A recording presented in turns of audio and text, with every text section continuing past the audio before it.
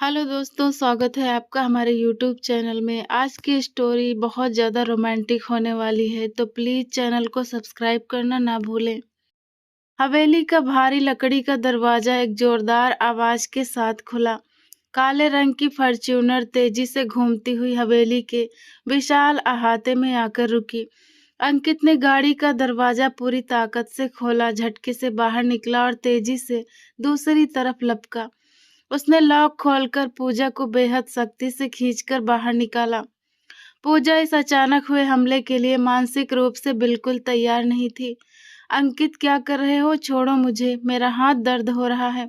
पूजा की आवाज में गुस्सा और तकलीफ दोनों साफ झलक रहे थे, लेकिन अंकित पर जैसे कोई असर ही नहीं हो रहा था। उस वक्त उसके दिमाग पर सिर्फ गुस्सा सवार था।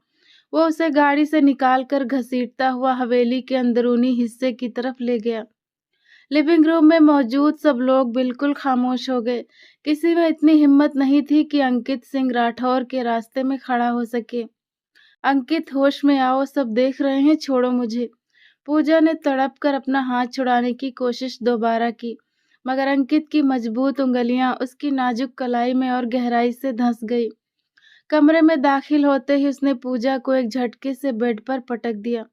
पूजा के बिखरे हुए बाल उसके चेहरे पर आ गए। अभी वो खुद को संभाल कर सीधी खड़ी भी नहीं हो पाई थी कि अंकित उसके एहन सामने एक ऊंची दीवार की तरह आकर खड़ा हो गया। तुम्हारी हिम्मत कैसे हुई? अंकित ने गुर्राते हुए कहा। उसकी आंखें गुस्से की शिद्दत को रोकने की कोशिश में बिल्कुल लाल हो रही थी। मेरी इजाजत के बिना इस हवेली की चौखट पार करने की हिम्मत कैसे की तुमने? पूजा ने अपने बिखरे बालों को चेहरे से पीछे हटाया और अपनी पूरी हिम्मत बटोरकर बमुश्किल बोली, मैं कोई कैदी नहीं हूँ, अंकित सिंह राठौर। मैं यहाँ के गांव के लोगों की भलाई के लिए बाहर निकली थी। भलाई? अंकित एकदम से दहाड़ा। उसकी उस गूंजती दहाड़ से पूजा अंदर तक कांप गई। क्या तुमने मुझे इतना कमजोर समझ रखा है? क्या तुमने ये सोच लिया है कि अंकित सिंह राठौर की पत्नी चौराहों पर खड़ी होकर गैर मर्दों के बीच तमाशा बनेगी और मैं यहाँ बैठकर तालियां बजाऊंगा? यही सिखाया है तुम्हारी उस बड़े शहर की सो कोल्ड यूनिवर्सिटी की पढ़ाई ने कि अपने पति के स्वाभिमान को सरे बाजार नीलाम कर दो? पूजा, जो अब तक खुद को शांत करने की कोशिश कर रही थी, अचानक ही भड़क उठी। वो बेड से उठकर अंकित के सामने आकर खड़ी हो गई।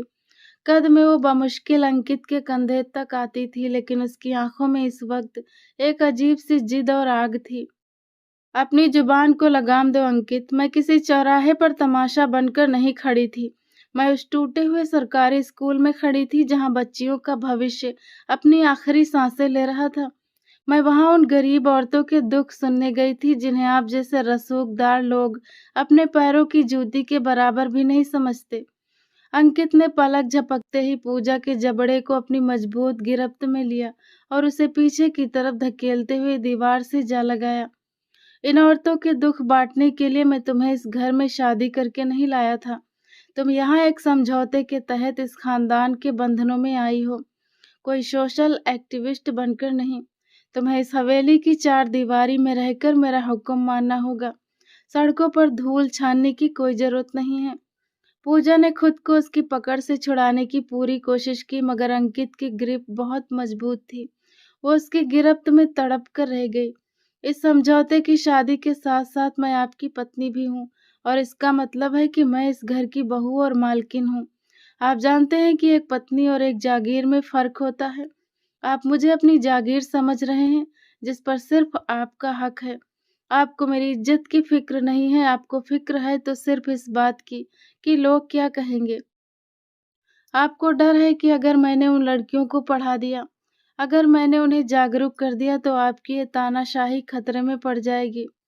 अंकित ने उसकी गर्दन के पास हाथ टिकाया और अपना चेहरा पूजा के इस कदर करीब किया कि उनकी सांसें एक दूसरे से टकराने लगी। तुम बातें बहुत खूबसूरत करती हो पूजा, लेकिन यहाँ तुम्हारी इन बातों का कोई फायदा नहीं है, क्योंकि यहाँ कोई स्पीच कंपटीशन नहीं चल रहा। और जहाँ तक बात इस इलाके पर राज करने की, तो हुकूमत हमेशा मर्दों के दम पर चलती है, औरतों के नहीं। यहाँ के सारे नियम मेरे इशारों पर तय होते हैं। वो बिना डरे दो बदो बोली, ये आपका वहम है अंकित। अंकित ने उसे झटके से अपनी तरफ खींचा और उसके गले के पास झुकते हुए बेहद धीमी और भारी आवाज में बोला, तुम इस वक्त मेरे हक में हो पूजा, मेरी पत्नी। तुम मुझ पर हुक्म नहीं चला सकती। जागीर और पत्नी का जो फर्क तुम बता रही हो, वो फर्क आज मैं मिटा दूंगा। अंकित ने उसे वापस बिस्तर पर पटका। पूजा ने संभलते हुए कहा, अगर दादा हुकुम ठाकुर भानु प्रताप को आपकी इस हरकत का पता चला ना, तो वो कभी इसे स्वीकार नहीं करेंगे। दादा हुकुम अब बूढ़े हो चुके हैं। इस परिवार और बिजनेस को अब एक युवा और कड़े फैसले की जरूरत है। अंकित ने उसे गहरी नजरों से देखते हुए कहा। अचानक उसके चेहरे पर एक दिल फरेब और शातिर मुस्कान आ गई और वो उसकी तरफ झुका। वैसे क्या तुम वाकई मुझे खुद से दूर करना चाहती हो? इस हक पर तो पूरा अधिकार है मेरा। उसने पूरी ताकत से पूजा को कमर से अपनी तरफ खींचा। पूजा की आंखों में आंसू तरने लगे और उसका पूरा वजूद कांपने लगा।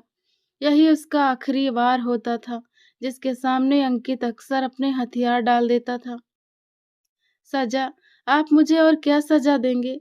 आपने पहले ही मुझे इस आलीशान हवेली में कैद कर रखा है। पूजा की रुआंसी आवाज सुनकर अंकित के हाथ की पकड़ उसकी कमर पर धीरे धीरे ढीली पड़ गई। उसकी आंखों में आंसू देखकर अंकित का गुस्सा एक पल के लिए थोड़ा शांत हुआ।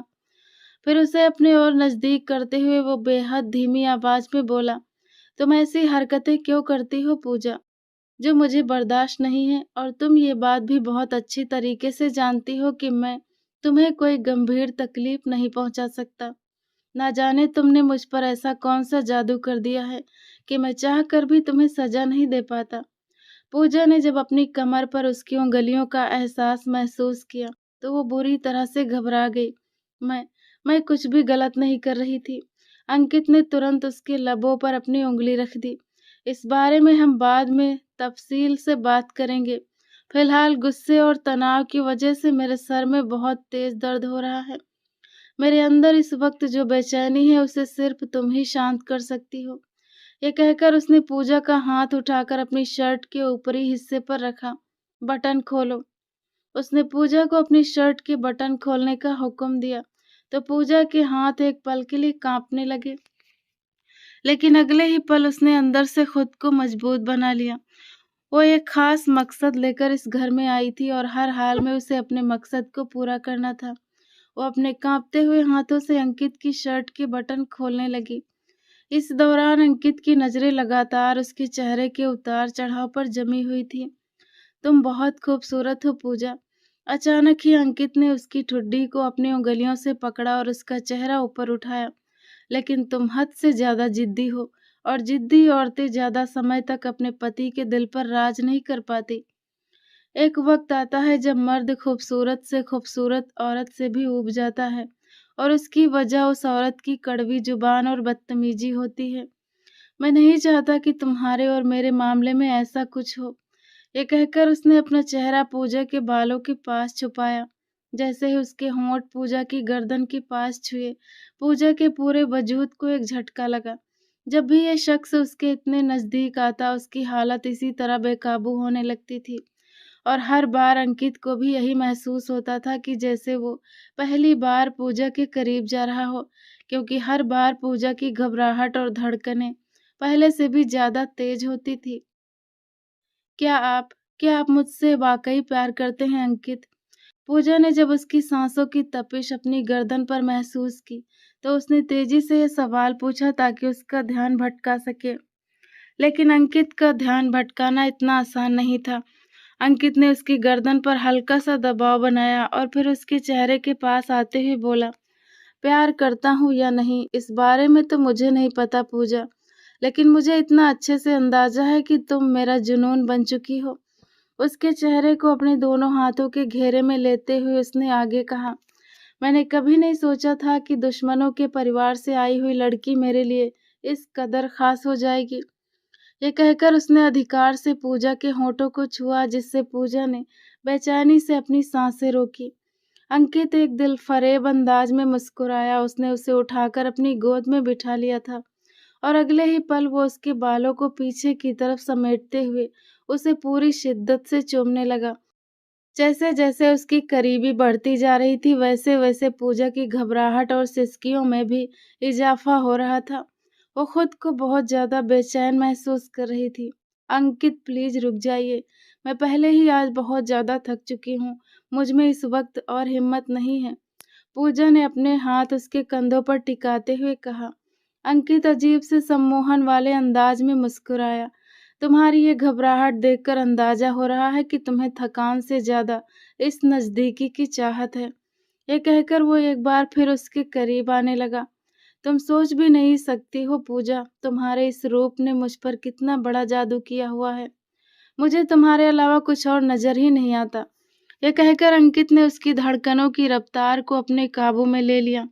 थोड़ी ही देर के बाद जब अंकित थोड़ा दूर हटा तो पूजा तेज तेज सांसें लेने लगी थी।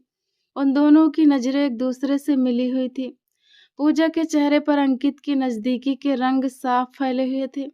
अभी उनकी इस हालत को देखकर कोई अंदाजा नहीं लगा सकता था कि थोड़ी देर पहले उन दोनों के बीच एक भयानक जंग शुरू होते होते रह गई थी, और इसकी वजह पूजा का वही सम्मोहन था जो अंकित के सर चढ़कर बोलता था। लेकिन ये जादू इतना गहरा भी नहीं था कि अंकित को पूरी तरह से उसके कंट्रोल में कर लेता। वो अच्छी तरह से जानता था कि कब उसे प्यार जताना है और कब इस लड़की को अपनी सीमाओं का एहसास कराना है। वो अब भी उसकी धड़कनों की रफ्तार को महसूस कर रहा था और पूजा के चेहरे के बदलते हुए भाव का मजा ले रहा था। अचानक ही उसने पूजा के माथे पर अपने होंठ रख दिए। इस दौरान उसके हाथ पूजा की पीठ पर हौसले से हरकत कर रहे थे।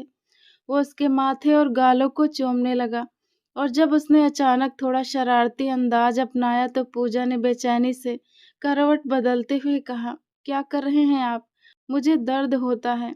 उसके लहजे में थोड़ी नाराजगी थी। अंकित इस पर दिल खोलकर मुस्कुरा दिया। प्यार और जंग में सब कुछ जायज है पूजा, और जहां तक इस हल्के से दर्द का सवाल है, ये तो कुछ भी नहीं। ये कहकर उसने दोबारा से पूजा का रुख अपनी तरफ मोड़ा और उसे बिस्तर पर बिल्कुल अपने सामने लिटा दिया। वह उसके ऊपर साया बनकर झुका। मुझे किस करो, अंकित ने अपना अगला हुक्म जारी किया। पूजा को एक लम्हे के लिए लगा कि उसके कानों में कुछ गलत सुन लिया हो, क्योंकि अंकित खुद हमेशा पहल करता था और आज वो उसे ये सब कुछ करने के लिए कह रहा था। पूजा ने तेजी से ना में अपनी गर्दन हिला दी। इस पर अंकित के माथे पर बल पड़ गए। वो सख्त बेस्वाद हो गया और इस बार अपने लहजे को पहले से ज्यादा मजबूत और भारी बनाते हुए बोला, मैं तुम्हें हुक्म दे रहा हूँ पूजा, मुझे किस करो। पूजा ने बेचैनी से हिलने की कोशिश की, लेकिन अंकित ने उसे अपनी बाहों में बुरी तरह से जकड़ा हुआ था। प्लीज पहले अपनी पकड़ थोड़ी ढीली तो कीजिए। इस तरह से जकड़कर मैं कैसे उठकर आपको चूम सकती हूँ? पूजा ने एक अदा से कहा। ये सुनते ही अंकित का दिल तेजी से धड़का। उसने पूजा की बाहों पर अपनी गिरफ्त को थोड़ा ढीला कर दिया। पूजा थोड़ी ऊपर उठी और उसकी गर्दन में अपने हाथ डालकर उसके चेहरे पर झुककर उसके होठों को चूमने लगी। वो बहुत ही प्यार और आहिस्तगी से अंकित को रिझा रही थी। अंकित उसकी इस नजदीकी में दोबारा से दीवाना होने लगा था। उसने पूजा को उठाकर अपने ऊपर लिटा लिया और उसकी कमर के गिर्द अपनी मजबूत बाहें बांधकर उसे पूरी शिद्दत से चूमने लगा। थोड़ी ही देर में पूजा की सांसें उखड़ने लगी। उसने जोर से अंकित के मजबूत कंधे पर एक मुक्का मारा, तब जाकर वो उससे अलग हुआ। पूजा बेहद नाराजगी से उसकी आंखों में देख रही थी। आप एक बहुत ही जालिम इंसान हैं, बल्कि आप किसी जिद्दी और बेकाबू शख्स से कम नहीं हैं। ये सुनकर अंकित एक बार फिर अपनी उसी दिलफरेब मुस्कान के साथ मुस्कुरा दिया। तुम्हारी इन तारीफों के लिए बहुत बहुत शुक्रिया, लेकिन फिलहाल मैं तुम्हारी किसी भी बात का बुरा नहीं मानूंगा। पर तुमसे भी गुजारिश है कि इस वक्त ज्यादा बातें मत करो, क्योंकि हमारी इस नजदीकी के लम्हों में खलल पड़ रहा है। बस खामोशी से मुझे महसूस करो और खुद को पूरी तरह मेरे हवाले कर दो। ये कहकर उसने दोबारा से पूजा के गिर्द अपनी पकड़ को मजबूत किया। पूजा की धड़कनें उसके चौड़े सीने के साथ टकरा रही थी। सिर्फ और सिर्फ एक पल के लिए पूजा ने गौर से अंकित के चेहरे को देखा, जो इस वक्त बेहद शांत और नर्म मिजाज का इंसान मालूम हो रहा था। अंकित के नयन नक्श बहुत आकर्षक और तीखे थे। वो किसी राजा या योद्धा जैसा मालूम होता था। वो किसी भी लड़की का एक खूबसूरत ख्वाब हो सकता था, लेकिन काश वो इस बाहरी खूबसूरती के साथ-साथ दिल से भी उतना ही अच्छा होता। पूजा महज ये सोचकर रह गई। अंकित ने अब की बार उसे उठाकर अपनी गोद में बिठाया। अब वो उसे अपने हाथों के सहारे पीछे की तरफ टेक लगाकर बैठाए हुए था। पूजा ने अंकित के कंधों पर अपने दोनों हाथ रखे हुए थे। उन दोनों की नाक एक दूसरे से छू रही थी और सांसें एक बार फिर उलझने लगी थी। पूजा, तुम पर सबसे ज्यादा हक किसका है? अंकित ने एक अजीब से हक जताने वाले अंदाज में उसकी गर्दन पर अपना हाथ रखते हुए पूछा। पूजा ने अनजाने डर से अपना थूक निगला और धीरे से सरसराती आवाज में बोली, अंकित का। ये सुनकर वो बेहद खुश होकर मुस्कुराया और अगले ही पल उसने पूजा को फिर से खुद में लपेट लिया। वो उसकी गर्दन और कंधों को चूम रहा था, लेकिन पूजा की कुर्ती उन दोनों के बीच एक दीवार की तरह थी। अंकित ने जैसे ही उसकी कुर्ती को हटाकर उसे खुद से पूरी तरह लगाने की कोशिश की, ये देखकर पूजा बुरी तरह से बौखला गई। उसने फौरन ना में अपनी गर्दन हिलाते हुए कहा, आपने मुझसे वादा किया था कि अगली बार जब आप मेरे करीब आएंगे तो कमरे की लाइट बंद करेंगे। मुझे लाइट में बहुत ज्यादा शर्म आती है। मुझसे आपकी इन गहरी आंखों में देखा नहीं जाता। पूजा की इस मासूम सी शर्त पर अंकित ने पूरी शिद्दत से ना में अपनी गर्दन हिला दी। आई एम रियली सॉरी जान। अगर मैंने लाइट बंद कर दी तो मैं तुम्हारा ये रूप कैसे देखूंगा? तुम जानती हो कि जब तक मैं तुम्हें जी भरकर देख न लूं, तब तक मुझे सुकून नहीं मिलता। ये कहकर उसने शरारत से आंख मारी। पूजा ने एक जोरदार मुक्का उसके कंधे पर फिर से मारा।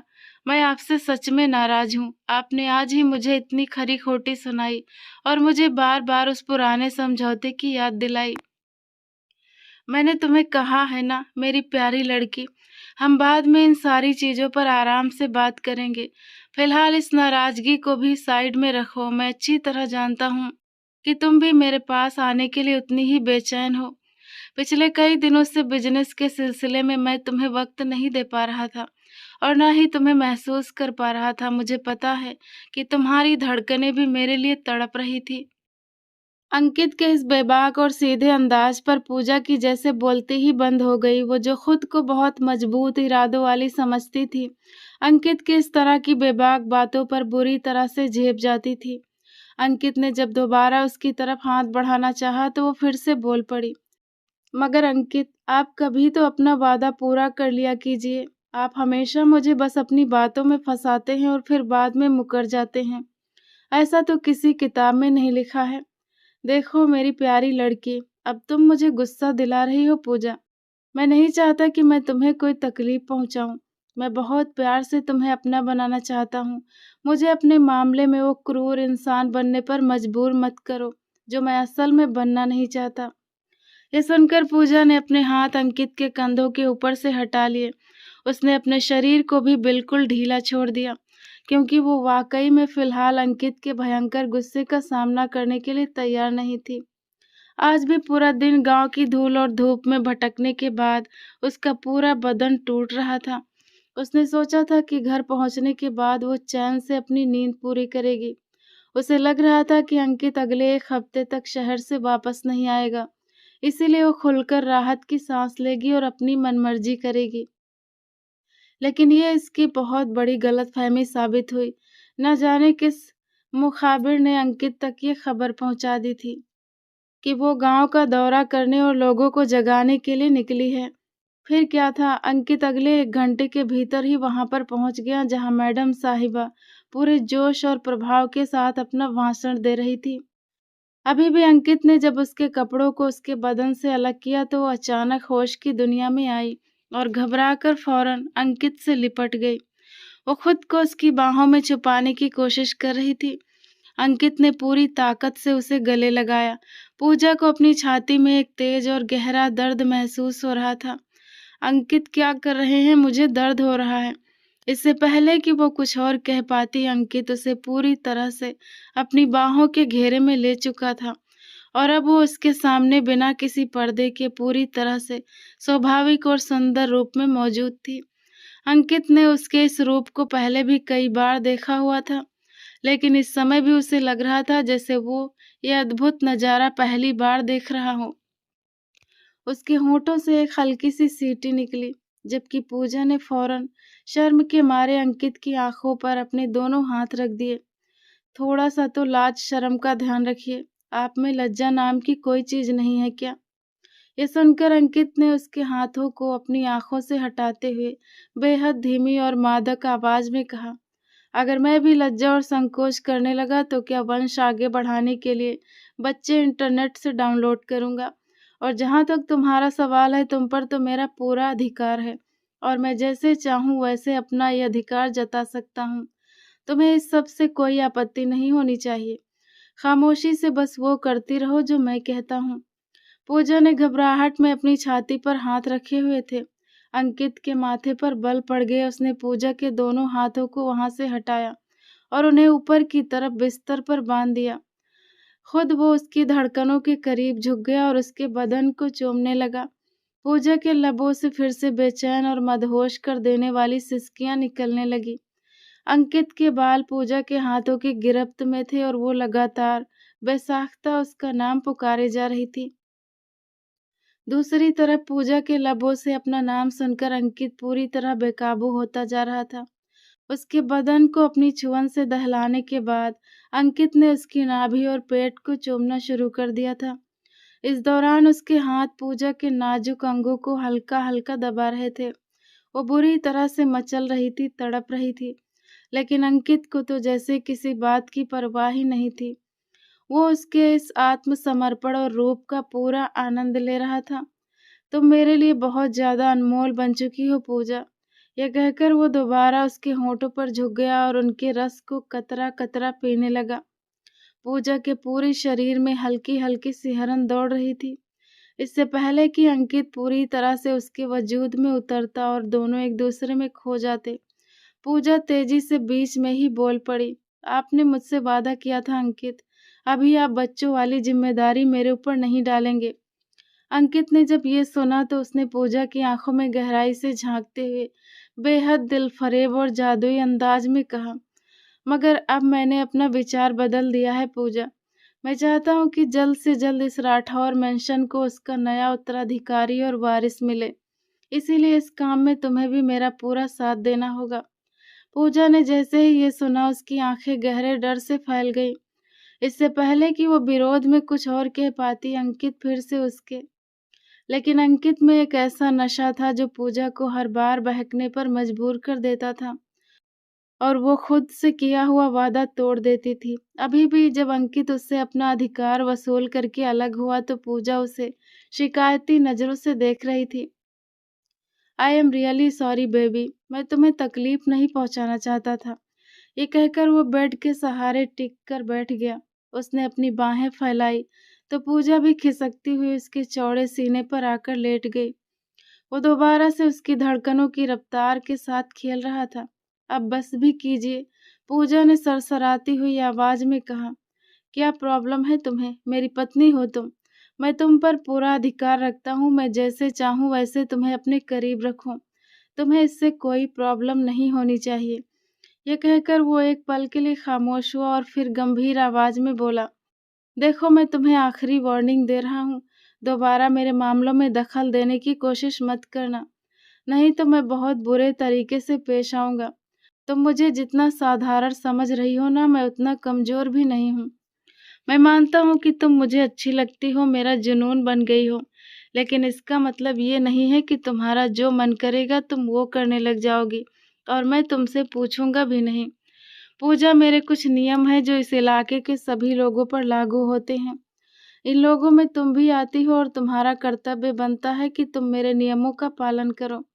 इस पूरे साम्राज्य और परिवार के सारे मामले मेरे जिम्मे हैं। उसने पूजा को करीब लाते हुए आगे कहा, मैंने तुमसे वादा किया था कि मैं लड़कियों की पढ़ाई की मंजूरी दादा हुक्म से दिलवाऊंगा। इसके अलावा भी गांव में और बहुत से मामले हैं जिन्हें मैं सुलझा रहा हूँ। सबसे महत्वपूर्ण समस्या तो लड़कियों की जबरन रसूखदार जमींदारों के साथ शादी कराने की है। मुझे पहले इन कुप्रथाओं को खत्म करना होगा, फिर बाद में मैं इन चीजों पर आऊंगा। लेकिन तुमसे हाथ जोड़कर विनती है, इन सब से दूर रहो, क्योंकि मैं नहीं चाहता कि मेरे दुश्मनों को पता चले कि तुम मेरी एकमात्र कमजोरी हो।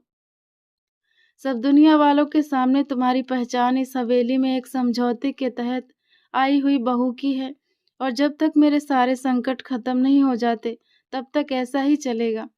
मगर मैं तुमसे ये भी वादा करता हूँ कि बहुत जल्द मैं तुम्हें तुम्हारा वो सम्मान और जगह दूंगा जिसकी तुम हकदार हो। ये कहकर उसने प्यार से पूजा के गालों को थपथपाया, जबकि वो गुस्से से भरी नजरों से अंकित को ही देख रही थी और दिल ही दिल में सोच रही थी, मिस्टर अंकित सिंह राठौर, मैं तो यहाँ पर सिर्फ और सिर्फ अपना बदला और अपना वास्तविक हक लेने के लिए आई हूँ। जैसे ही मुझे वो मिल जाता है मैं तुम्हारी शक्ल देखना भी पसंद नहीं करूंगी। पूजा ने अपनी आंखें बंद कर ली और उसकी बाह पर सिर रखकर सो गई। थोड़ी ही देर में वो गहरी नींद में चली गई। दरअसल पूजा एक बड़े शहर की यूनिवर्सिटी से ग्रेजुएट थी और उसका अंतिम सेमेस्टर चल रहा था जब उसके पिता की अचानक मौत हो गई। उसके पिता ने अपने बिजनेस को खड़ा करने के लिए अंकित सिंह राठौर से एक बहुत बड़ी रकम कर्ज के रूप में ले रखी थी, जिस पर भारी ब्याज भी चल रहा था। बहुत मेहनत के बाद भी उनका बिजनेस बुरी तरह से डूब गया था। उनकी सिर्फ एक ही बेटी थी, पूजा। पूजा की माँ का उसकी पैदाइश के वक्त ही देहांत हो गया था। इधर पूजा को जब पता चला कि उसके पिता पर बहुत ज्यादा कर्ज है, तो अंकित भी उसके घर पैसे वसूलने के लिए पहुंच गया। पूजा उस वक्त बहुत ज्यादा घबराई हुई थी। अंकित ने जब पूजा को पहली बार देखा तो वो उसे बेहद अच्छी लगी। सुंदरता तो वैसे भी अंकित की कमजोरी थी और वो चाहता था कि दुनिया की हर खूबसूरत चीज उसके अधिकार में हो, चाहे वो सजीव हो या निर्जीव। जो चीज अंकित को पसंद आ जाती थी वो उसे हासिल करके ही रहता था, चाहे उसके लिए कितनी ही बड़ी कीमत क्यों न चुकानी पड़े। उसने पूजा को सिर्फ 2 हफ्ते का समय दिया था कि अगर इस दौरान तुम पैसे इकट्ठे करने में सफल हो जाती हो तो ठीक है, नहीं तो हमारे समाज की पंचायत में इसका फैसला होगा। पूजा ने ये सुना तो वो और ज्यादा घबरा गई, क्योंकि उसने अपनी जिंदगी में सिर्फ पुलिस स्टेशन, कानून और अदालतें देखी थी। ये पंचायत और रसूखदारों के आपसी मामलों के तौर तरीके उसकी समझ से बाहर थे। उसने इसे ज्यादा गंभीरता से भी नहीं लिया था। लेकिन जैसे ही समय सीमा समाप्त हुई, अंकित ने उसे उसके घर से उठवा लिया। तब जाकर कहानी काफी हद तक उसकी समझ में आई, मगर अब पानी सिर से ऊपर गुजर चुका था। पंचायत में रसूखदारों के दबाव में यह फैसला हुआ कि कर्ज की अदायगी न होने की स्थिति में पूजा को अंकित से शादी करके इस हवेली की बहू बनना पड़ेगा। पूजा को उस वक्त अपनी गलती का एहसास हो रहा था। उसने अपने सगे मामा जी से संपर्क करने की कोशिश की, मगर उसका भी कोई फायदा न हो सका। जब तक उसके मामा जी को इस बात की जानकारी हुई तब तक अंकित और पूजा की शादी संपन्न हो चुकी थी। न चाहते हुए भी वो इस हवेली में आ गई थी और डर के मारे उसका बहुत बुरा हाल था। पहली ही रात अंकित ने न सिर्फ अपनी पत्नी के रूप में उस पर अधिकार जताया था, बल्कि उसके पूरे अस्तित्व पर अपने नाम की छाप भी लगा दी थी। मगर पूजा ने एक चीज महसूस की थी कि अंकित चाह कर भी उस पर ज्यादा सख्ती नहीं कर पाता था, बल्कि उसके सामने पिघल जाता था। और इसी चीज ने पूजा के हौसले को बढ़ाया।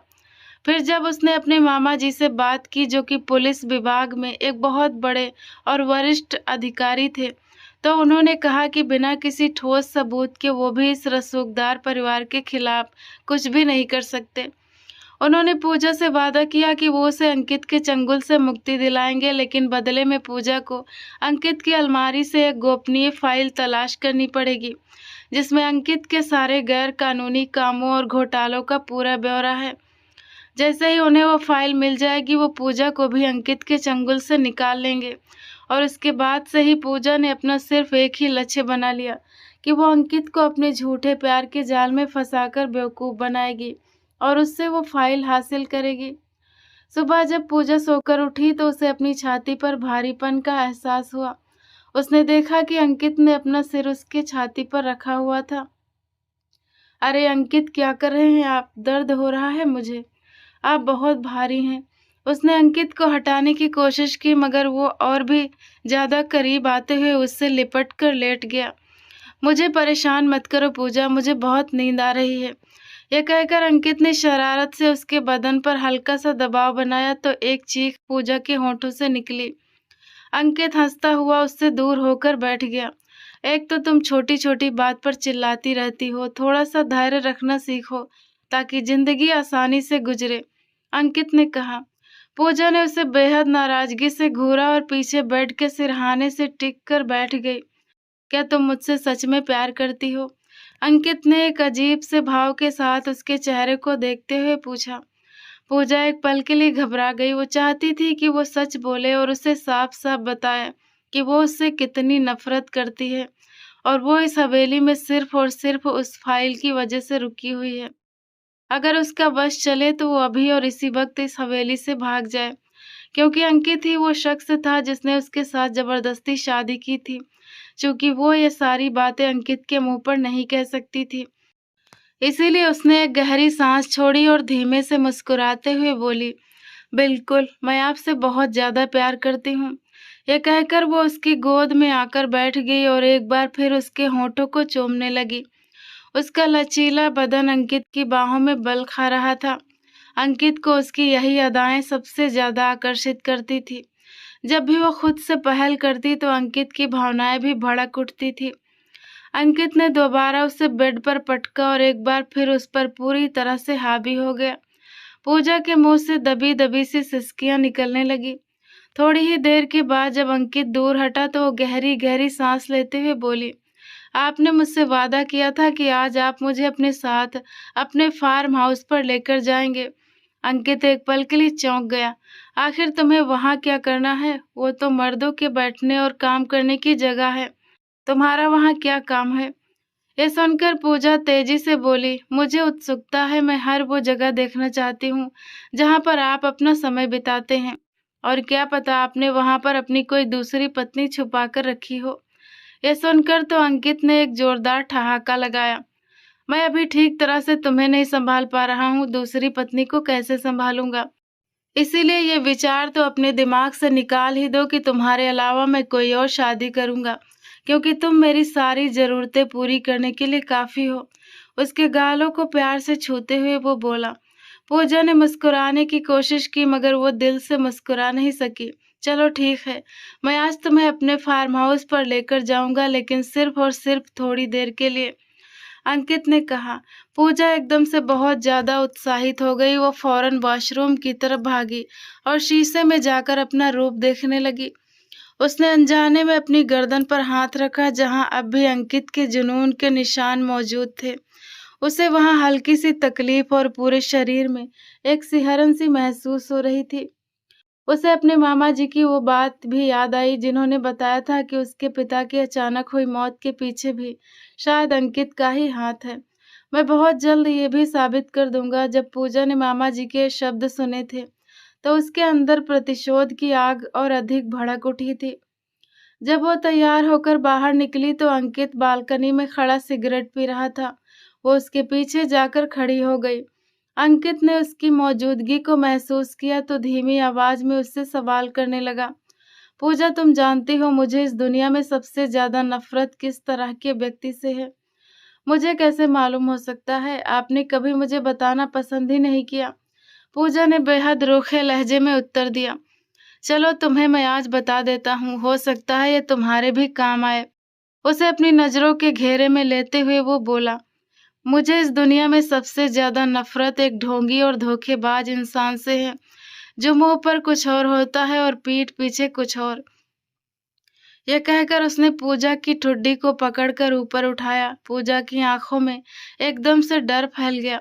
उसे अपने चेहरे के भाव पर काबू पाना बिल्कुल भी नहीं आता था। अंकित उसे इस तरह घबराते हुए देखकर अजीब से अंदाज में हंसने लगा। अरे तुम इतना क्यों डर रही हो? तुम कोई धोखेबाज थोड़ी ही हो। ये सुनकर पूजा ने अपनी पूरी ताकत से ना में सिर हिलाया और अपने कानों को हाथ लगाते हुए बोली, भगवान ना करे, मैं क्यों आपके साथ कोई धोखा करने लगी? मैं तो आपसे बहुत ज्यादा प्यार करती हूँ। यह कहकर उसने अंकित को गले से लगा लिया जबकि अंकित उसके माथे को प्यार से चूमने लगा। अंकित ने उससे कभी भी नहीं कहा था कि वो उससे प्यार करता है। वो हमेशा यही कहता था कि पूजा उसका जुनून है, क्योंकि प्यार का वास्तविक अर्थ वो अभी तक नहीं समझ पाया था। वो दोनों तैयार होकर फार्म हाउस के लिए निकल गए। घर के तमाम कर्मचारी और हवेली के लोग जो कल वाले हंगामे को अभी तक नहीं भूले थे, उन दोनों को इस तरह हंसता मुस्कुराता हवेली से बाहर जाता देखकर बेहद हैरान और खफा हुए। अंकित की दादी गुस्से से बड़बड़ाते हुए कहने लगी, इस लड़के को न जाने क्या हो गया है। मुझे तो पक्का विश्वास है कि इस लड़की ने मेरे पोते पर कोई जादू कर दिया है। उसे तो अब इस लड़की की गलतियां भी नजर नहीं आती। वास्तव में दादी जी की बड़ी इच्छा थी कि वो अपने इकलौते पोते की शादी अपनी सगी नातिन से करें, लेकिन वो उनकी बदनसीबी थी कि अंकित ने किसी को बताए बिना ही जबरदस्ती पूजा से शादी कर ली थी और अब वो उसकी पत्नी की हैसियत से इस घर में रह रही थी। वो न सिर्फ इस घर में अपनी मर्जी की जिंदगी जी रही थी, बल्कि वो किसी की बातों को भाव भी नहीं देती थी। अंकित जब पहली बार उसे इस हवेली में लाया था, तभी उसने साफ शब्दों में सब लोगों को समझा दिया था कि कोई भी मेरी पत्नी की तरफ आंख उठाकर भी नहीं देखेगा, और अगर किसी ने उसे तकलीफ पहुंचाने की कोशिश की तो उसे मेरा सामना करना पड़ेगा। ये सुनकर उस वक्त पूजा का डर भी काफी हद तक कम हो गया था कि कम से कम यहाँ पर उसे कोई शारीरिक प्रताड़ना तो नहीं सहनी पड़ेगी। मगर फिर जब रात के वक्त अंकित ने उस पर अपना पूर्ण अधिकार जताया तो उसका पूरा शरीर कांपने लगा था। वो वाकई में एक बहुत ही सख्त स्वभाव का मर्द था, जो किसी भी लड़की को अपने आकर्षण से दीवाना करने की क्षमता रखता था। पूजा भी उसकी नजदीकी में इसी तरह अपनी सुध बुध खो देती थी। जब वे दोनों फार्म हाउस पहुंचे तो पूजा की नजरें लगातार वहां के कैमरे में मौजूद अलमारियों पर घूम रही थी। क्या हुआ? कहीं तुम यहाँ पर मेरी जासूसी करने तो नहीं आई हो? अंकित ने बेहद हल्के फुल्के अंदाज में पूछा तो वो तेजी से ना में सिर हिलाने लगी। कैसी बातें करते हैं मिस्टर अंकित? क्या आपने मुझे इतना बुरा समझा हुआ है?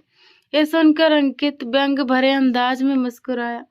हाँ, क्योंकि मैं किसी पर भी अंधा विश्वास नहीं करता। मेरे दिल में हर व्यक्ति को लेकर कोई ना कोई संदेह जरूर रहता है, और जिस दिन वो संदेह प्रमाण में बदल जाता है उस दिन पता है क्या होता है। वो पूजा की आंखों में झांकते हुए सवाल कर रहा था, जबकि पूजा में इतनी हिम्मत भी नहीं थी कि वो उससे आगे पूछ पाती। अंकित ने उसकी इस चुप्पी को देखा तो अपने बिस्तर पर हाथ रखते हुए उसके कानों के पास झुककर बेहद ठंडी आवाज में बोला, धमाका। जो व्यक्ति हमेशा हमेशा के लिए इस दुनिया से विदा हो जाता है।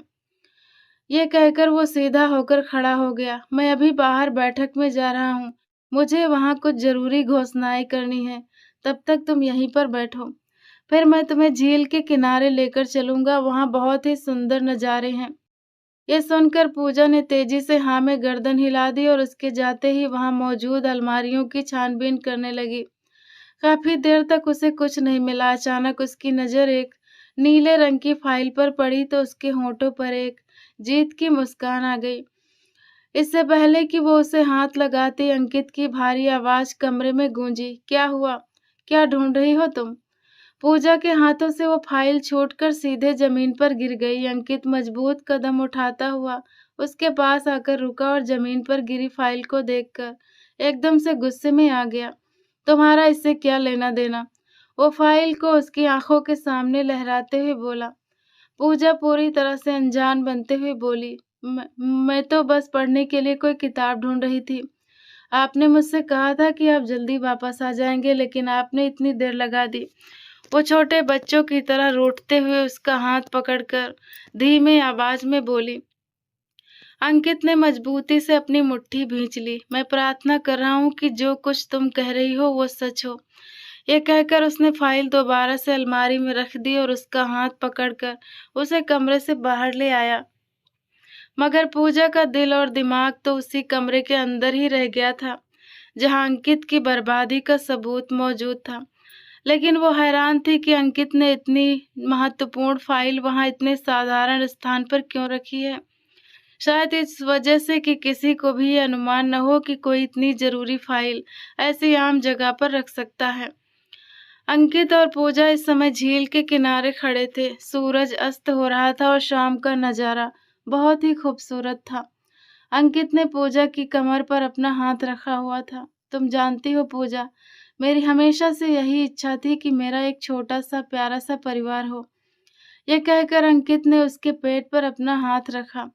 मेरी कामना है कि जल्द ही हमारा बच्चा इस दुनिया में आए और हम उसके साथ एक शांतिपूर्ण जिंदगी बिताएं।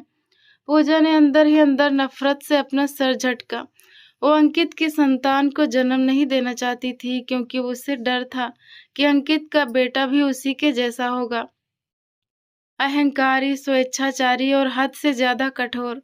तुम्हें क्या लगता है, बेटा या बेटी? अंकित ने अचानक ही पूजा से सवाल किया तो वो अपने कंधे उचकाते हुए बोली, फिलहाल तो मुझे ये दोनों ही अच्छे नहीं लग रहे। अभी तो मैं खुद बहुत कम उम्र की हूँ। अभी मेरी जिंदगी का आनंद लेने के दिन है। अंकित ने सुना तो एकदम से पूजा को अपनी बाहों में उठा लिया। पूजा ने फौरन डर के मारे उसके गले में अपनी बाहें डाल दी। उसकी धड़कनें फिर से अंकित के सीने से टकरा रही थी। क्या तुम्हें तैरना आता है? अंकित के इस अचानक किए गए सवाल पर वो बुरी तरह से घबरा गई, मगर अंकित की आंखों में शरारत नाचती देखकर वो तेजी से बोली, नहीं अंकित, प्लीज नहीं, ऐसा सोचिएगा भी नहीं। मैं आपको पहले ही चेतावनी दे रही हूँ। अंकित कहाँ उसकी बात सुनने वाला था। अगले ही पल वो उसे उठाकर झील के पानी में छलांग लगा चुका था। झील बहुत ज्यादा गहरी नहीं थी। पूजा उसके सहारे पानी में खड़ी थी और बार बार उसकी गर्दन को पकड़कर ऊपर आने की कोशिश कर रही थी। तभी अंकित ने उसके कानों में फुसफुसाते हुए कहा, मैंने सुना है यहाँ पर बहुत बड़ी बड़ी मछलियां भी हैं, जो इंसानों के पैर पकड़कर उन्हें गहरे पानी में खींच ले जाती हैं और फिर वहां उन्हें अच्छे से चबा जाती हैं।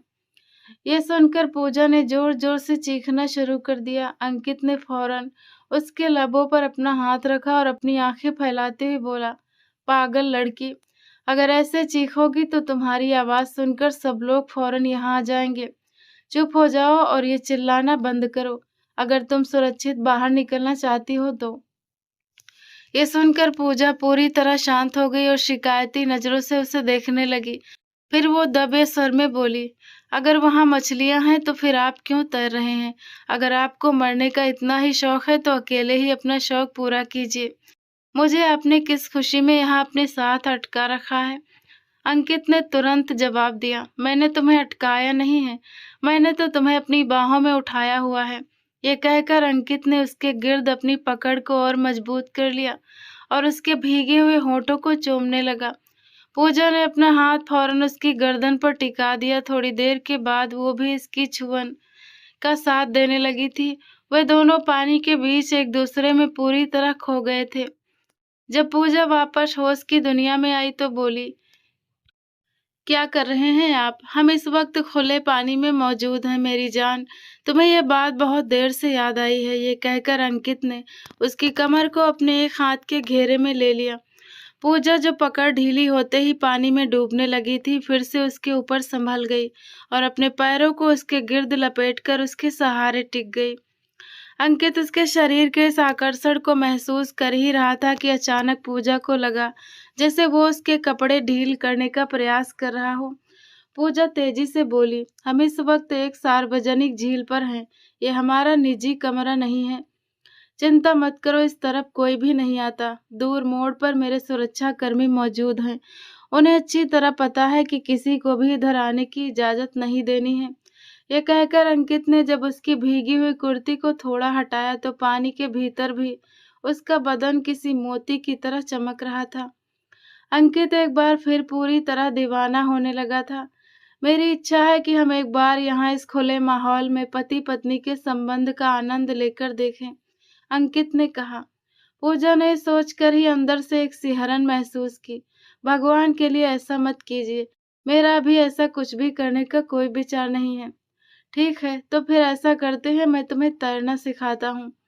अगर अगले 20 मिनट के अंदर तुम तैरने में सफल हो गई तो तुम जीत गई, लेकिन अगर तुम असफल रही तो फिर मैं यहीं पर तुम्हारे साथ अपने इस हक को पूरा करूंगा, अंकित ने चुनौती दी। पूजा ने एक पल के लिए सोचते हुए उसके चेहरे को देखा और फिर उसकी इस चुनौती को स्वीकार करते हुए फौरन हाँ में अपनी गर्दन हिला दी। इसके साथ ही उसने अपने कपड़े वापस ठीक कर लिए, मगर भीगे होने के कारण कपड़े उसके बदन से पूरी तरह चिपक गए थे। अंकित ने अचानक अपनी उंगली से उसे छुआ तो पूजा तेजी से बोली, अब बस कीजिए। अंकित ने हंसते हुए अपने कान पकड़े, फिर आश्चर्यजनक रूप से पूजा केवल 15 मिनट के अंदर ही तैरना सीखने में सफल हो गई। वाह! तुम तो मेरी सोच से भी ज़्यादा चतुर निकली। अंकित अब पानी में उसके साथ भाग रहा था। आगे मत जाओ, आगे मछलियाँ हैं। ये सुनकर पूजा डर के मारे फौरन भागती हुई वापस उसी के पास आ गई। पूजा को तैरता हुआ देखकर अंकित के चेहरे पर एक विजयी मुस्कान तैर गई। चलो, कम से कम मेरे हाथ में तुम्हारी ये कमजोरी तो लगी। वो मुस्कुराता हुआ पानी से बाहर आ गया। पूजा पूरी तरह भीग चुकी थी। वो थक कर हारते हुए किनारे की ठंडी रेत पर लेट गई।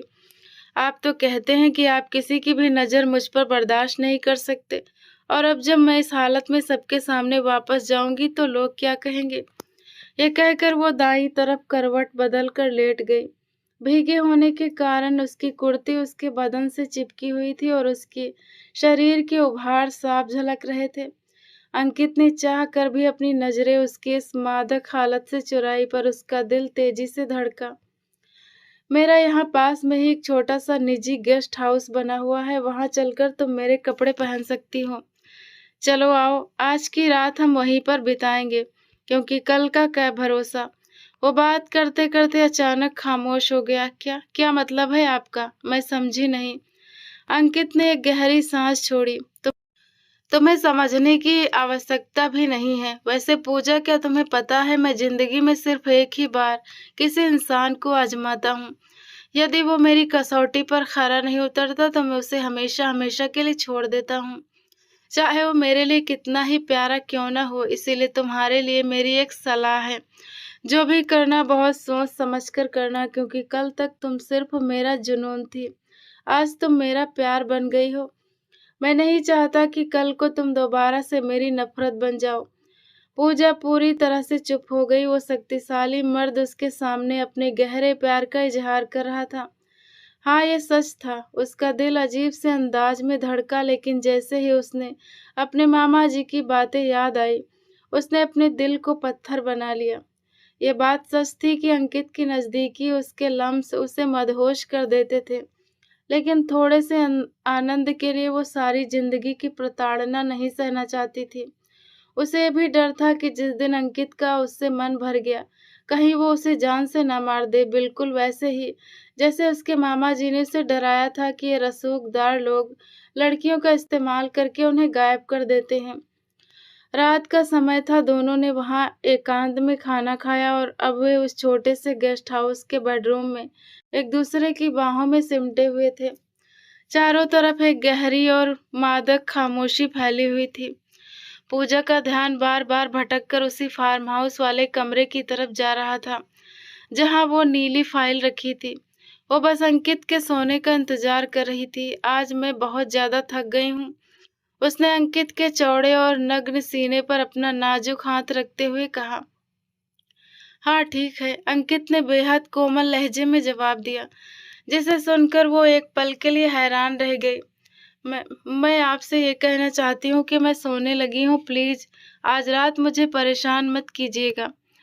अंकित ने अपनी मजबूत बाहें उसके गिर्द और कस ली। उसके कानों के पास अपने होंठ ले जाकर उन्हें चूमते हुए वो मदहोश आवाज में बोला, ठीक है तुम सो जाओ, मैं भी थका हुआ हूँ, आराम करना चाहता हूँ। ये कहकर अंकित ने अपनी आंखें बंद कर ली। पूजा अंदर से बहुत ज्यादा उत्साहित हो गई। वो अंकित के पूरी तरह सोने के इंतजार में थी। लगभग आधे घंटे के बाद जब अंकित की गहरी और शांत सांसों की आवाज कमरे में गूंजने लगी तो पूजा ने बहुत आहिस्ता से उसकी भारी बाह को अपने ऊपर से हटाया। वो धीरे से बेड से उतरी और तेजी से कमरे से बाहर निकल गई। उसने जाते जाते एक बार पलट कर सोते हुए अंकित को देखा। दूसरी तरफ जैसे ही पूजा कमरे से बाहर निकली, अंकित ने तुरंत अपनी आंखें खोल दी। उसने अपने सिर के नीचे हाथ रखा और छत को देखते हुए बेहद उदास स्वर में बुदबुदाया, पूजा शायद आज तुम्हारी मेरी जिंदगी में आखिरी रात है। तुम्हारी तरफ से यह धोखा मैं बर्दाश्त नहीं कर पाऊंगा। उसने बेचैनी से अपने माथे को मसला। पूजा जब उस फार्म हाउस के कमरे में पहुंची तो वहां पहरा देने के लिए कोई भी सुरक्षा कर्मी मौजूद नहीं था। वास्तव में अंकित ने वहां से पहले ही सब लोगों को हटा दिया था, क्योंकि वो देखना चाहता था कि पूजा आगे क्या करेगी। ये सब कुछ अंकित के प्लान के अनुसार ही हो रहा था। उसने 2 हफ्ते पहले ही पूजा को उसके मामा से फ़ोन पर गुप्त बातें करते हुए सुन लिया था और पूरी कहानी तभी उसकी समझ में आ गई थी।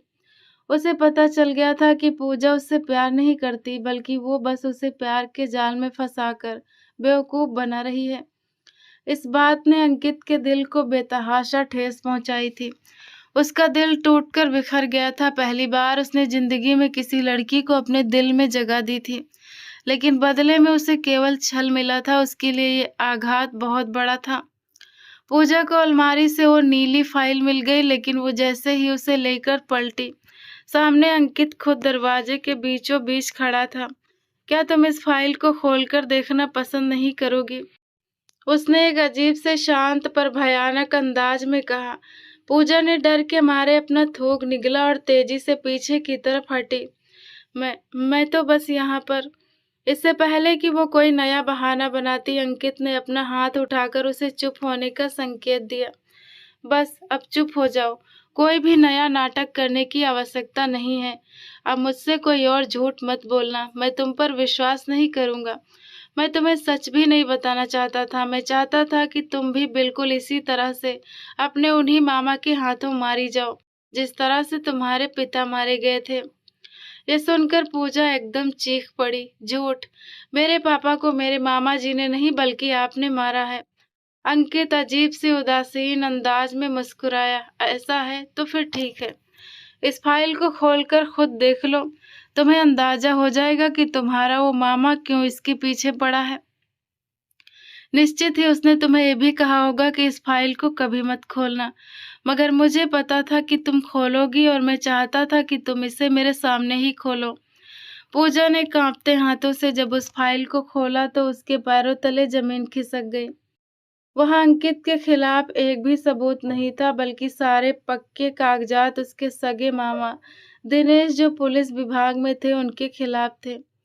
दिनेश एक बेहद भ्रष्ट और लालची इंसान थे। उन्होंने ही पूजा के पिता को धोखे से मारा था ताकि उनकी सारी संपत्ति पर कब्जा कर सके।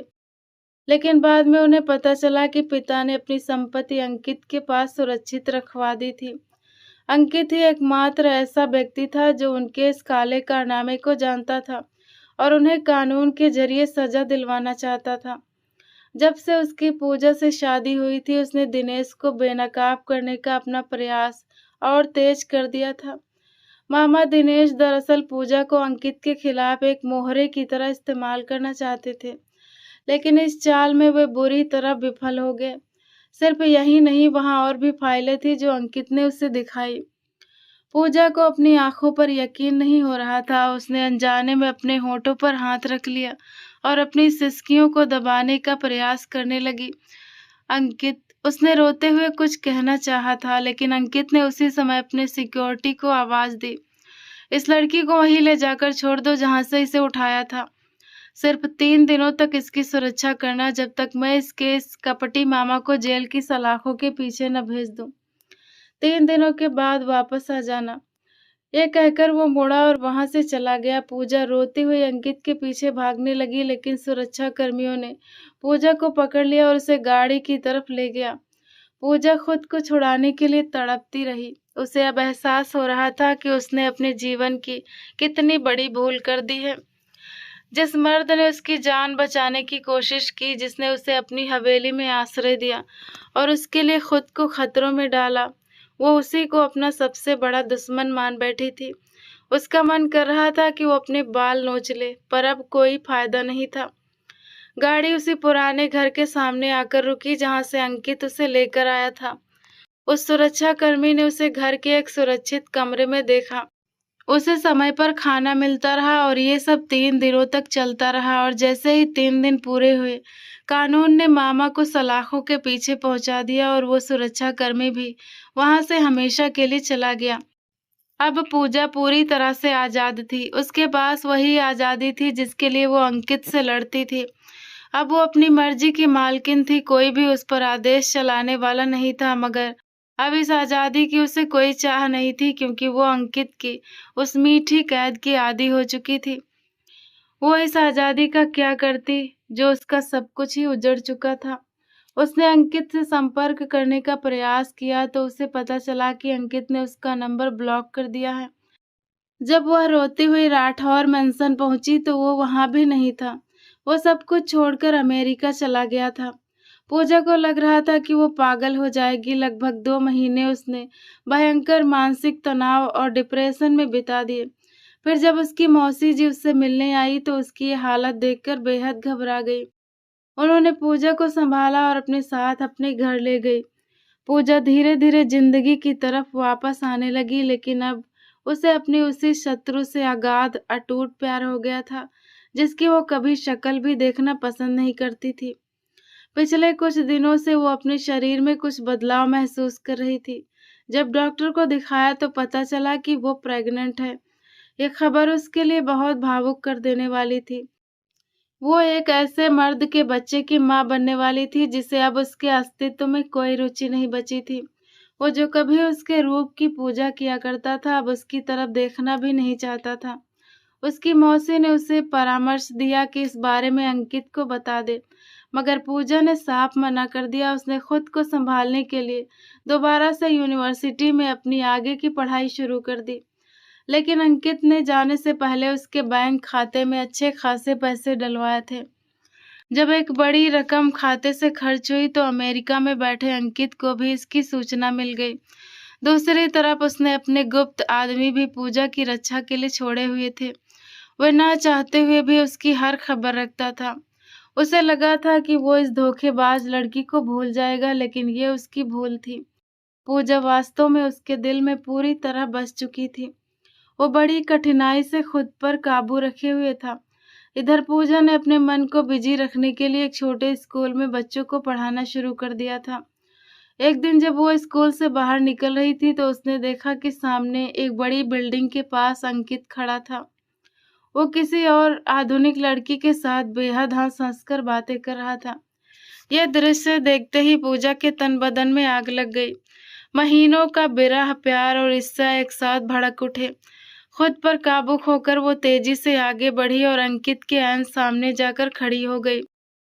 बगैर कुछ सोचे समझे उसने पूरी ताकत से अंकित के गाल पर एक करारा थप्पड़ जड़ दिया। आप इतने गिरे हुए होंगे, मैंने सोचा भी नहीं था। तुम्हारी हिम्मत कैसे हुई मेरे पति होते हुए किसी दूसरी औरत को इस नजर में देखने की? मैं तुम्हें जान से मार दूंगी। वो पूरी तरह से भावुक होकर चिल्लाने लगी। अंकित पहले तो इस अचानक हुए थप्पड़ से स्तब्ध रह गया, फिर उसे इस तरह सरे बाजार पागलों की तरह चिल्लाते देख बौखला गया। उसने बिना देर किए पूजा का हाथ पकड़ा और घसीटते हुए अपनी गाड़ी की तरफ बढ़ा। उसने पूजा को जोर से गाड़ी के भीतर धक्का दिया और खुद चालक की सीट पर आ बैठा। तुम होश में तो हो पूजा? यह अभी थोड़ी देर पहले तुमने सरेराह क्या किया है? अंकित ने गरजते हुए कहा। पहले आप मुझे बताइए कि आप उस लड़की के साथ क्या कर रहे थे? पूजा ने रोते हुए चीखा। मैं यहाँ आपका बच्चा अपने पेट में लेकर घूम रही हूँ, आपके बच्चे की हलचल बर्दाश्त कर रही हूँ, और आप यहाँ दूसरी लड़कियों के साथ रंगरलियां मना रहे हैं। मुझसे एक छोटी सी भूल क्या हो गई? आपने तो मुझे अपने जीवन से ही निकाल फेंका, जैसे कभी मैं आपके लिए कुछ थी ही नहीं। आप सोच भी नहीं सकते कि मुझे कितनी तड़प और दर्द हुआ है। मेरा मन करता है कि मैं अपनी जान दे दूं। ये कहकर उसने अपना चेहरा दोनों हाथों में छुपाया और फूट फूट कर रोने लगी। जैसे ही अंकित ने उसके मुंह से ये सुना कि वो प्रेग्नेंट है और उसके बच्चे की माँ बनने वाली है, उसके दिल की दुनिया एक पल में पलट गई। उसे अपने कानों पर यकीन नहीं हो रहा था। क्या क्या तुम सच में माँ बनने वाली हो पूजा? ये सुनकर वो फिर से भड़कते हुए रोने लगी। नहीं, मैं तो आपके साथ कोई मजाक कर रही हूँ। आपको तो पता ही है ना कि मुझे बचपन से ही ऐसा क्रूर मजाक करने का बहुत शौक है।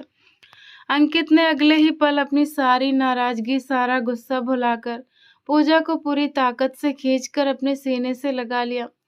ये बात सिद्ध हो चुकी थी कि वे दोनों एक दूसरे के बिना अधूरे थे। पूजा भी छोटे बच्चों की तरह दहाड़े मार मार कर उसके सीने से लिपट कर रो रही थी। आई एम रियली सॉरी अंकित, मुझे आप पर हाथ नहीं उठाना चाहिए था।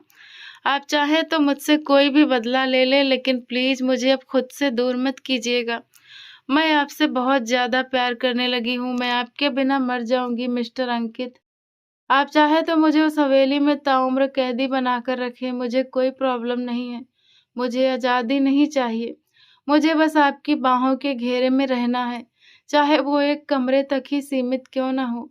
उसके लहजे में अगाध तड़प और समर्पण था। अंकित के होठों पर वही चिर परिचित दिलफरेब और जादुई मुस्कान फैल गई। उसने पूजा को अपनी गोद में और ऊपर खींच लिया। दोनों के भीगे चेहरे एक दूसरे के बेहद करीब थे। अंकित ने उसके आंसुओं से भीगे होठों को अपने होठों के संपुट में लिया और एक बहुत गहरा, लंबा और मदहोश कर देने वाला किस अंकित ने उसके लबों पर अंकित कर दिया। पूजा का पूरा वजूद उस गहरी चुंबन से सिहर उठा। उसने अपनी बाहें अंकित के गले में पूरी तरह भींच ली। कुछ पलों के बाद अंकित ने उसके चेहरे को अपने हाथों के घेरे में लिया और अपना माथा उसके माथे से टिकाते हुए भारी रोमांटिक आवाज में बोला, मैं भी तुमसे बेतहाशा प्यार करता हूँ पूजा, लेकिन आगे से कभी ऐसी कोई बेवकूफ़ी मत करना, नहीं तो इस बार मैं सच में तुम्हें अपने प्यार से ही मार डालूंगा। मैं वादा करती हूँ कि ऐसी नादानी कभी नहीं करूंगी, पूजा ने हिचकी लेते हुए कहा। चलो शाबाश, अब मुझसे माफी मांगो, अंकित ने शरारत से कहा। ये सुनकर पूजा एकदम से सीधी होकर बैठ गई। किस बात की माफी मांगू? आप एक दूसरी लड़की के साथ खड़े होकर हंस रहे थे और मैंने आपको रंगे हाथों पकड़ा है। क्या तुमने उस लड़की का चेहरा ध्यान से देखा था? अंकित ने मुस्कुराते हुए पूछा। पूजा ने अपने दिमाग पर जोर दिया, पर गुस्से में उससे ध्यान नहीं दिया था। अंकित ने चुटकी बजाई। बिल्कुल, अगर तुमने देखा होता तो तुम्हें पता चलता कि वो मेरी माँ की उम्र की है। वो अमेरिका की एक बहुत बड़ी बिजनेस क्लाइंट्स थी और हमारे नए प्रोजेक्ट के सिलसिले में मुझसे बात कर रही थी। यह सुनकर पूजा तेजी से मुंह फुलाते हुए बोली, तो क्या हुआ? है तो वो भी एक लड़की ही ना, और क्या पता मुझसे दूर रहकर आपकी पसंद ही बदल गई हो। अरे बाप रे, तुम तो पहले से भी ज्यादा खतरनाक और शक की बीवी बन चुकी हो। अंकित ने हंसते हुए अपने कान पकड़े और पूजा खिलखिलाकर मुस्कुरा दी। गाड़ी अब वापस अपने गंतव्य यानी ठाठ से सजे राठा और मेंशन की तरफ बढ़ रही थी। पूजा ने रास्ते में ही फोन करके अपनी मौसी को अपनी कुशलता और अंकित के साथ होने की सूचना भी दे दी थी। हवेली पहुंचते ही अंकित ने पूरे इलाके में अपनी इस खुशी और शादी का एक भव्य जश्न रखा। अब पूजा आधिकारिक रूप से इस पूरे साम्राज्य और घराने की ठकुरानी बन चुकी थी। वो अब हवेली के ऊंचे दालान में बैठकर गांव की औरतों की समस्याएं सुनती थी और उनका निवारण करती थी। अंकित के पूरे सहयोग से वो गांव में लड़कियों के लिए एक आधुनिक और बड़ा स्कूल बनवाने में भी सफल रही, जहां की प्रिंसिपल वो खुद थी। उसने अंकित पर अटूट विश्वास करना सीख लिया था और अंकित का प्यार उसके लिए हर दिन और गहरा होता चला गया। कुछ समय बाद भगवान ने उन्हें 2 सुंदर जुड़वा बेटों के रूप में आशीर्वाद दिया, जिससे उनका परिवार और पूजा का जीवन पूरी तरह पूरा हो गया। अब उनकी जिंदगी में कोई कड़वाहट, कोई बदले की आग नहीं बची थी। वहां सिर्फ और सिर्फ अंकित का अगाध प्यार और पूजा का पूरा समर्पण था।